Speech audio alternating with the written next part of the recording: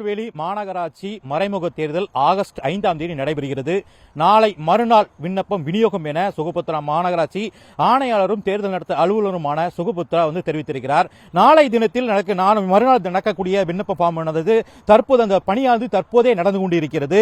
நெல்லை மேயராக இருந்த சரவணனுக்கும் கவுன்சிலருக்கும் இடையான மோதல் போக்கு தொடர்ந்து வந்தது. அதன் காரணமாக மாநகராட்சி கூட்டம் முழுமையாக நடைபெறாமல் சலசலப்புடனே நடந்து வந்தது.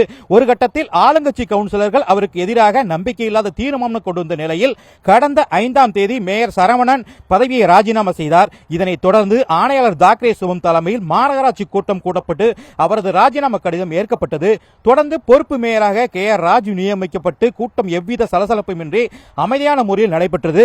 இந்நிலையில் பொறுப்பு மேயராக இருக்கும் KR ராஜு தனக்கு மேயர் பதவி வழங்கினால் எவ்வித சலசலப்பின்றி மாநகராட்சி கூட்டத்தை நடத்துவதற்கு தன்னால் முடியும் என்றும் கூறி தனக்கு ஆதரவான கட்சி நிர்வாகிகளை சந்தித்ததாகவும் கூறப்படுகிறது. அதே நேரத்தில் பதவிக்கு திமுக கவுன்சிலரான கிட்டு, உலகநாதன், கருப்பசாமி கோட்டையப்பன், பவுல்ராஜ் உள்ளிட்டோரும் பலரும் போட்டியில் உள்ளனர். மேலும் மாவட்ட செயலாளர்கள், அமைப்பு செயலாளர்கள், அமைச்சரை உள்ளிட்டு பலரை சந்தித்தும் தங்களது மேயர் பதவிக்கு வழங்க வேண்டும் என சிபாரிசும் கேட்டும் ஆதரவும் திரட்டி வருகின்றனர்.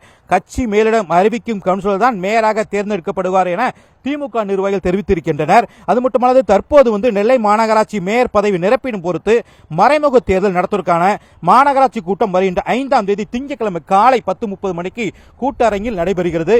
இந்த போட்டியிடுவதற்கு வேட்புமனுவை நாளை மறுநாள் திங்கட்கிழமை முதல் 5ஆம் தேதி காலை வரை வேலை நேரத்தில் மாநகராட்சி மைய அலுவலகத்தில் விநியோகம் செய்யப்படுகிறது என மாநகராட்சி ஆணையாளர் தெரிவித்திருக்கிறார். இந்த போட்டியிடுவதற்கான மறுநாள் திங்கட்கிழமை காலை முதல் வாங்கிக் கொள்ளலாம் என தெரிவித்திருக்கிறார். அதாவது 5ஆம் தேதி காலை 10:30 மணி முதல் 11 மணி வரை வேட்புமனுக்கள் பெறப்படும்.